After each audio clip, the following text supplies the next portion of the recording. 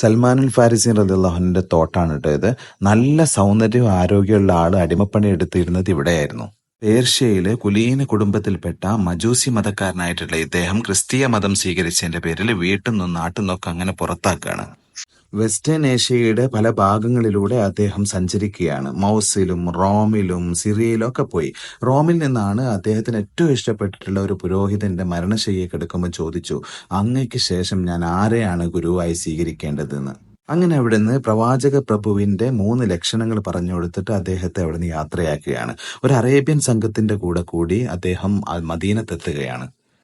മദീനത്തുള്ള കുബക്കടുത്തുള്ള ഒരു ജൂതൻ ഇദ്ദേഹത്തെ പണം കൊടുത്ത് അടിമയായി സ്വീകരിച്ചു.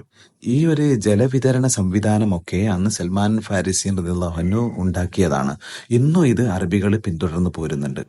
താൻ അന്വേഷിച്ചു കൊണ്ടിരിക്കുന്ന നബി തങ്ങള് തൊട്ടടുത്തുള്ള ഗോത്രത്തിൽ എത്തി എന്നറിഞ്ഞ് അവിടുന്ന് ധൃതിയിൽ കാണാൻ ചെല്ലുകയാണ്. 2 അടയാളങ്ങളും ഒത്തു.